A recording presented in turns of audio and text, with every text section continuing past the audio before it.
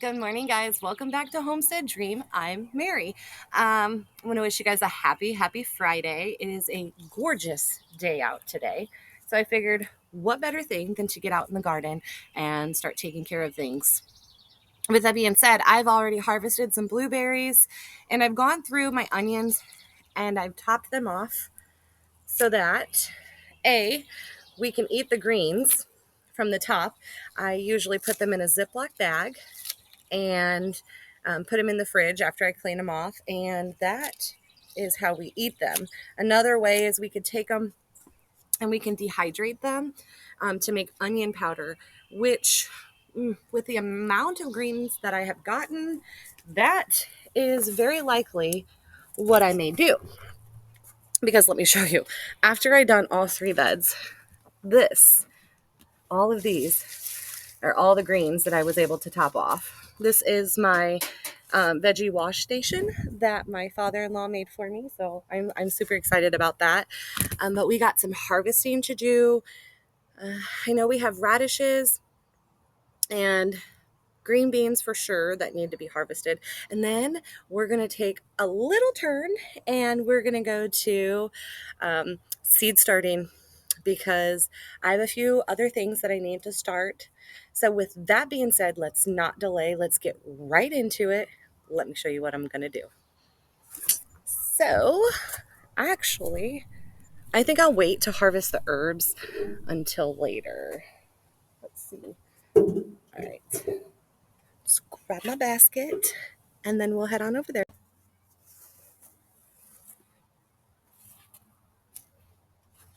All right, we're over where the radish are. Now, where our radishes are, remember, we have our watermelon growing in the front, cantaloupe growing in the back, and we use our radish kind of as like a weed barrier so that these things are getting huge so that we have less weeds. Notice I said less and not none because we'll still get some. I also need to do some weeding in the garden. We got our purple plum. I'll show you a close-up in just a second.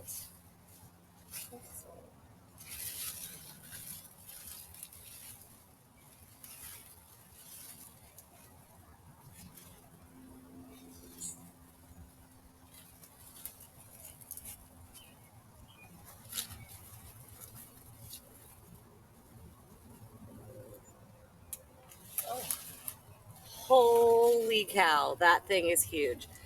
Oh, let's see. That's our zinnia. What we got there?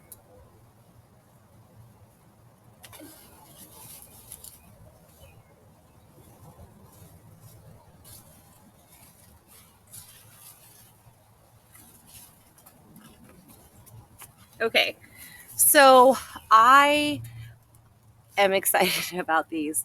I definitely should have worn my gloves, but I wore my long sleeves because I do not want my skin to be irritated by some of the pricklies. But look at these radish. These are the China rose. So they're really big. And then we got the purple plume, which are my absolute favorite. So I'm going to throw those in the basket. Wipe my hands off. Yeah. And definitely muddy. This is my Rue apron. I love it. You just throw things inside of it, and when you're done, oh, that's a pea from last time. You just open it up and let everything fall out. So let's head over to the green beans, shall we? I think this has got to be the earliest I have ever had a green bean harvest. Not complaining, super excited, quite honestly. Um, by picking them, you're also encouraging more growth to come. And as you can see, like, look at my garden. I'm so excited. Everything is just growing so amazing. Here's Libby. Libby, come here. She's hiding. She's kind of scoping out for everything. And then before we do the green beans, I wanted to show you. Look at our cucumber. Shouldn't be, I'm thinking maybe a week. So now that we're here, let's get started.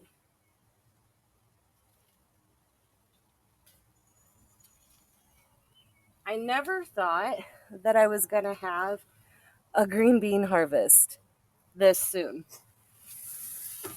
It blows my mind. I'm very thankful for it. My son is not quite as happy as some of us are because he is not quite a fan of green beans. But my favorite way of making these is garlic and onion powder and butter in a cast iron skillet. And look how good these look so far. Now remember, I started these from seeds in a tray because last year we had horrible success with our beans, which it wasn't a complete flop because my husband's cousin, we were able to do like a trade. I gave her some plants for the fall, and she gave me green beans so that I could can them. And she has a much bigger garden than mine. Interesting. Part of it broke off. Really interesting is that I took carrot seeds and kind of threw them in here just as a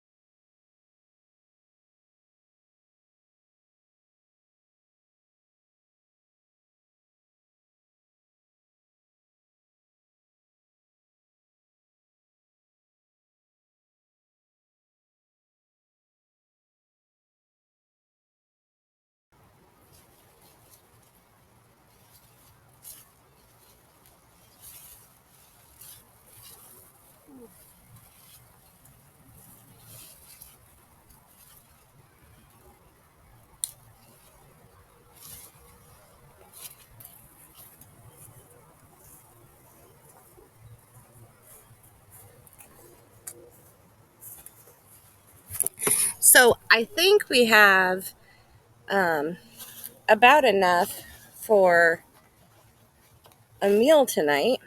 So I wanted to show you. I have my contender bean, Libby Go. I have my contender beans, which these are like the most amazing. And then my dragon tongue bush beans. They're super pretty. And they taste really good when cooked just with these. All right, so now that we've got the green beans picked, come over to the other side of the garden where our tomatoes are. Now, before I harvest the lettuce, I'm going to show you this. Let's see, this is why my son usually does a lot of the tomato harvesting, because I do plant them semi-close. But look at the size of this tomato plant already. This is a Cherry Sweet 100. And I mean, honestly, a lot of my cherries, they're all really big. They are indeterminate, which means they will grow into an indeterminate amount of height. I think last year probably got about 8-9 feet, really tall. But I'm just excited. Look at the height on that thing. Some of our other ones aren't as tall, but cherries do tend to grow a lot faster. But This thing is so healthy. I just had a gnat fly right in my ear. And as you can see, coming down in here, look at that lettuce. Look at how cool. You know, looking back at everything, and then we've got our doggie out there. She's watching me because she likes when I throw her treats. So what I'm going to do, let's see, set this down with this lettuce. And I'll pull some of these weeds that are around it. I told you I need to get out here and weed, but it's usually not a priority. Usually I get up in the mornings, I work from home, and then the garden comes second to work. So since I'm done, let's go ahead and, let me see, harvest. I'm gonna harvest this whole thing. Look at that! Oh my gosh. This has by far been the most successful year I have ever had with lettuce. So that's amazing, as I say. Like, look at that. I think this is the Grand Rapids leaf lettuce. First year growing it. Not gonna be the last year. Like, look, it's bigger. Oh, it smells so good too. All right, but I do gotta work quickly because, let's come out of here. Lettuce does not like to be warm. So we're gonna set you down, and I'm gonna go ahead and harvest some more. We're getting close to the time when they're actually gonna need to come up. So I'm gonna just kind of pick quite a bit, or just a few actually.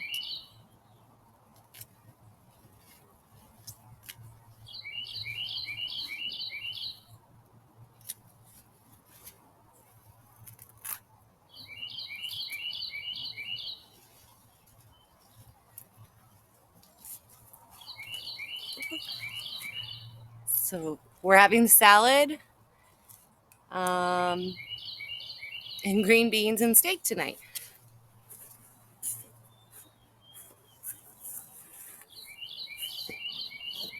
Looks like we have a little lightning bug right here. So I'm gonna leave him. Our dill is doing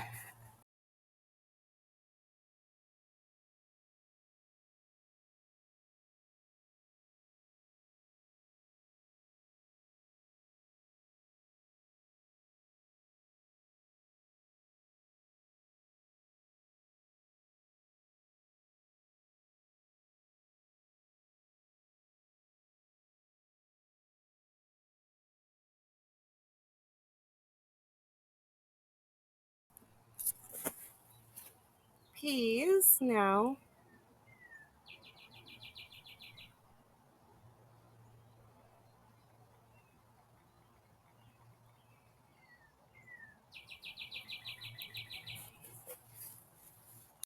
So I'm planning on, I know I'm not going to grow a bunch of these or enough to preserve quite a bit.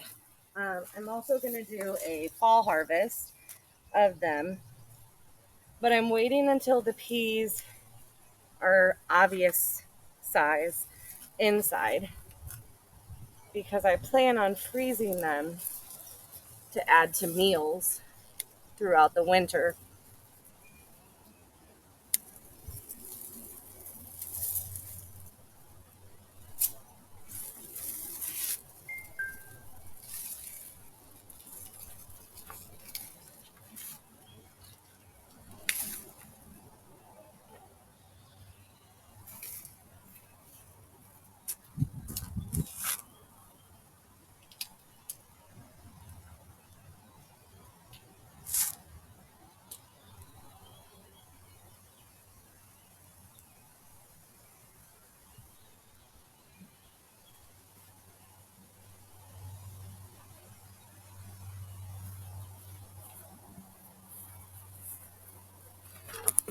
All right.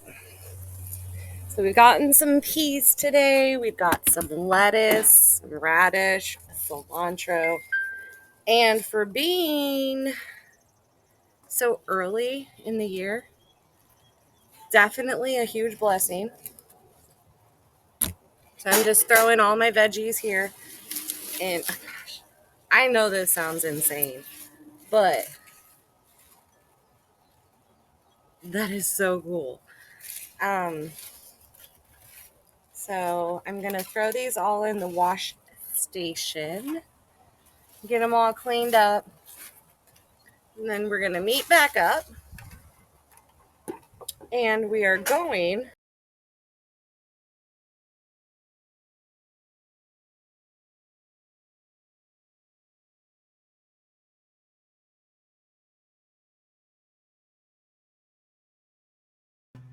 All right, guys, now's for the exciting part to start seeds. I need to start some seeds to plant in areas that are dwindling out, some of the lettuce, things like that. The peas, they'll be leaving soon. Now, the product that I use, you don't have to use. You can go to any store, purchase trays and the cells, but because I'm fully invested in gardening, I did splurge, and every year I buy a little bit more. These are Bootstrap Farmer. I'm not endorsing them by any means. This is just what I use. Here's my little garden helper. You want to do these? So we're gonna be starting seeds today. But before I start seeds, we already did seeds. We have started well over. You've seen it on YouTube. Well, we haven't done a video about seeds yet, but we have started over 700 seeds for our garden. So, without further ado, I do want to get started on some of the things that you want to look for when trying to figure out what you want to grow. The first thing is you want to find your grow zone. You can get that from the USDA website.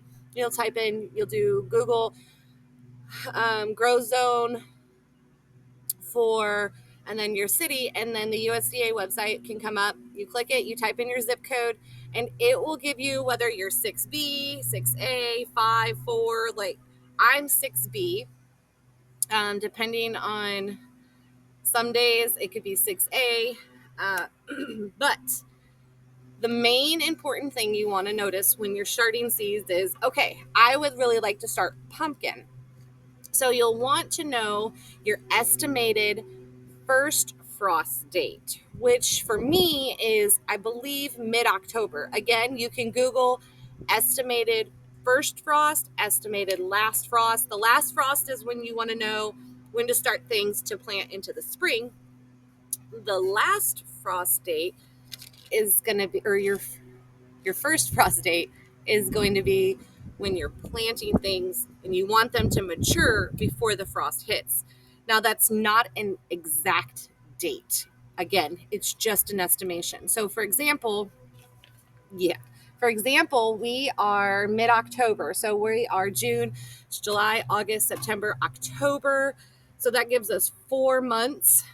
You'll look at the back of your seed starting or your seed packets. I get majority of mine from MI Gardener because they're cheaper seeds. They're great quality. They're in Michigan, so they don't take very long for them to get to me. So these are going to be one of the seeds that we're starting. They're jack-o'-lantern pumpkin. Now, when you look at the back, his seed packets will tell you. So start indoors 2 to 3 weeks before last frost. That's when you can. You want to direct sow them after the frost date. It tells you how many days to germination, the ideal temperature to germinate, and then your big thing, it'll tell you the fruit size, how far to plant them apart. I don't ever follow that because I'm a rebellious gardener. I like a chaos. I like a jungle. And then the most important thing on the back of your seed is days to maturity. The days to maturity is going to be how long until you plant them, until you get something. And that's when your estimated, your estimated frost date will come into play. So a rule of thumb, when I start, let me get my Let me see. Do I have all mine?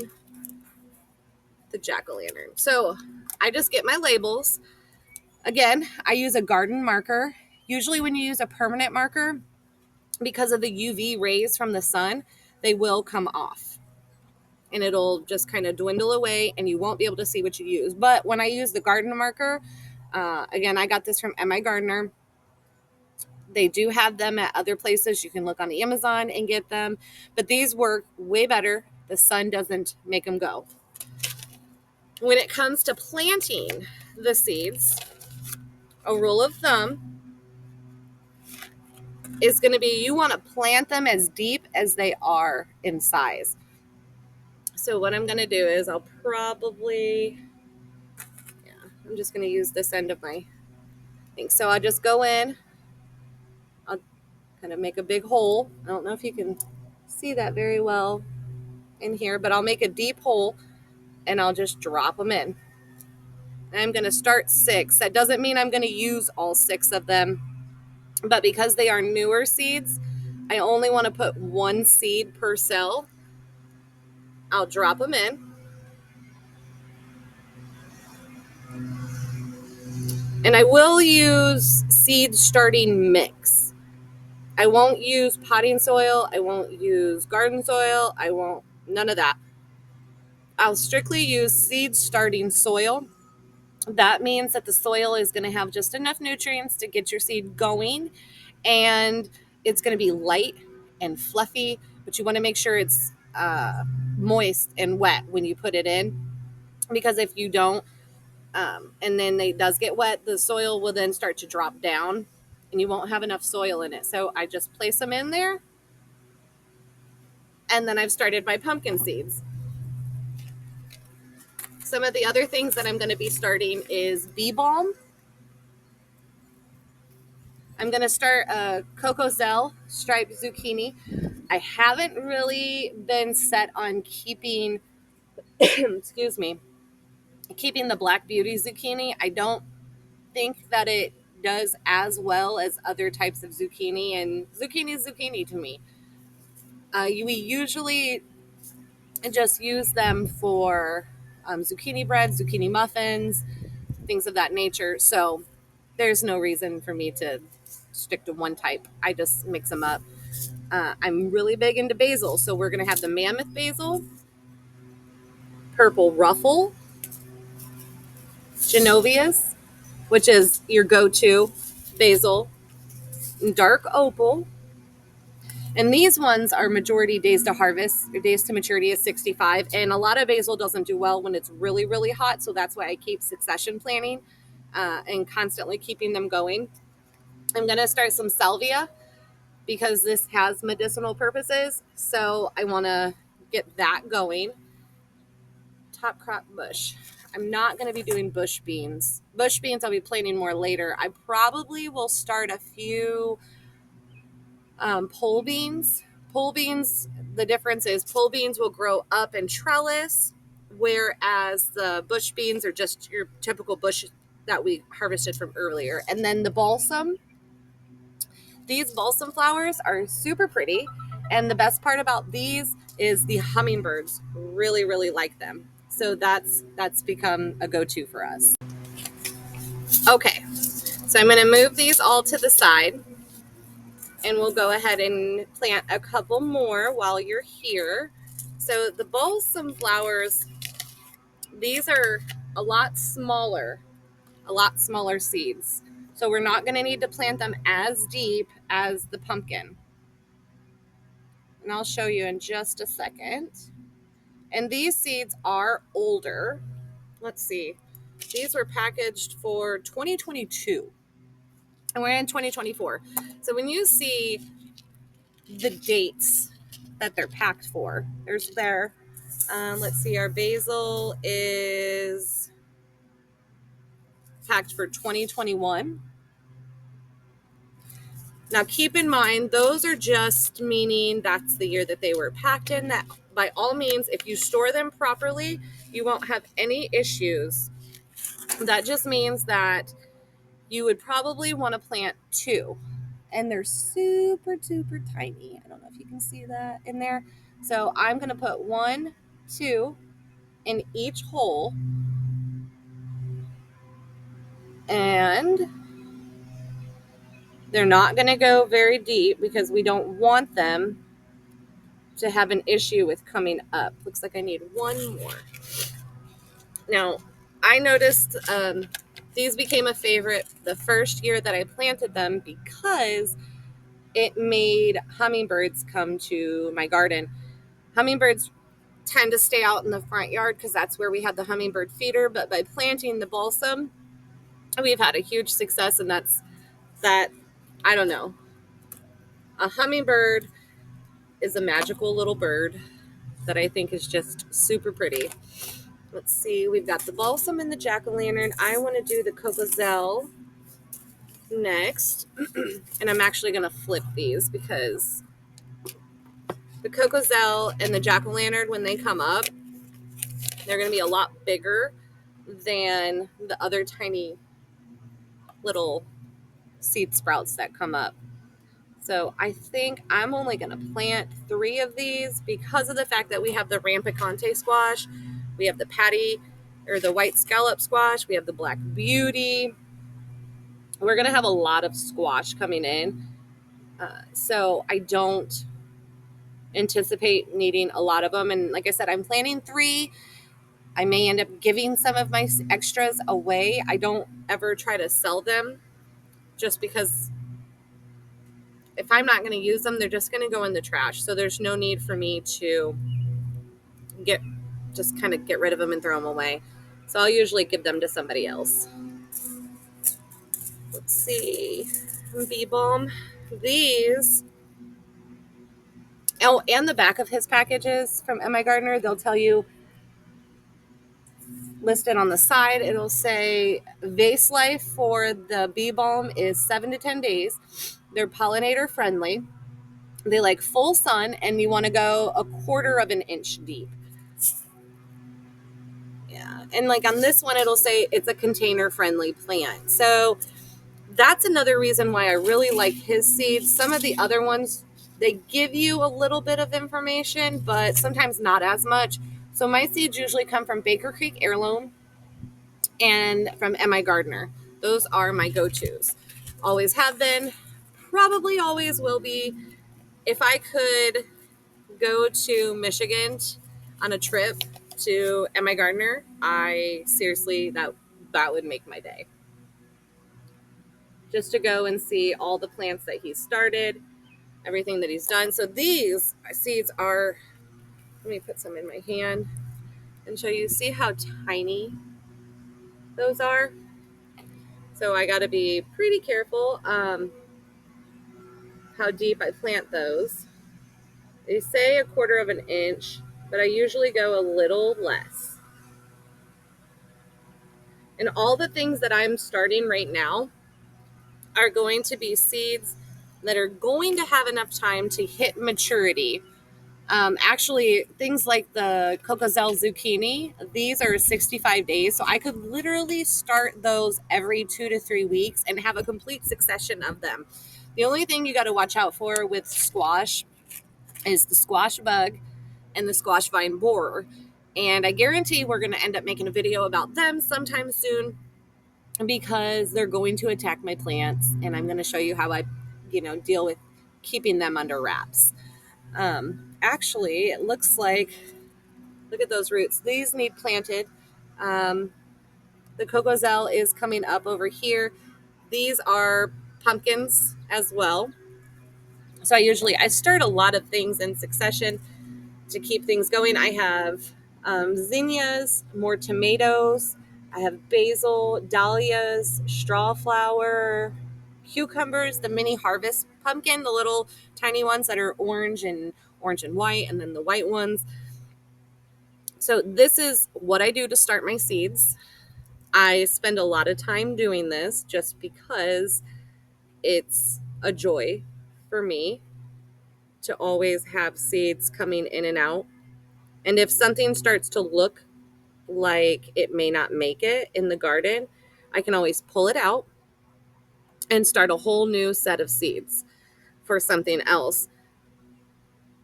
Or I can have them already started, and when something goes bad. For example, I had a tomato that looked like it was really suffering from leaf curl. So I figured I already had a couple other ones just like that. So I pulled that particular tomato plant, and then I went ahead and I already had tomatoes started over here. So I planted one of these little guys in its place. I think I have a couple peppers as well, the Keystone Giant and the Habanada. And yeah, I think those are my only peppers that I started, because peppers take so long. So those are kind of like an experiment of, can I start them in May and see how they turn out? But so here's a recap. When starting seeds, you want to know your zone. You want to look at the back of the seed packet and you want to know what are the days of harvest. And you want to know when your average frost is going to be. I've been outside the whole time. You went outside and picked some flowers? I'm from the girl that. Yeah. But anyways, once you've got all that information, you'll be able to know what you're going to grow. Now, I will be growing more seeds in July. Those are going to be my crops that are going to be cold hardy: my cabbage, my cauliflower, my Brussels sprouts, my broccoli. So again, Brody said not his favorite. Only if it's in with broccoli and cheese, right? Yep. Yeah. So we've got a lot of things left to still start from seed, but we also have a lot of things that need harvested throughout this time. So as things are kind of dwindling out, we'll replace with a new thing until the frost comes. So, guys, don't forget to hit the subscribe button. Don't forget to hit the like button and share our videos so that we can share our knowledge and what we're doing in our garden to hopes be able to help you guys in yours. Did you want to say anything to them? Have a good day. I hope God blesses you. Yes, you're so sweet. All right, guys, until next time, I hope your day is filled with many, many blessings. And thanks for stopping by to let us show you how we do it here. Have a good day.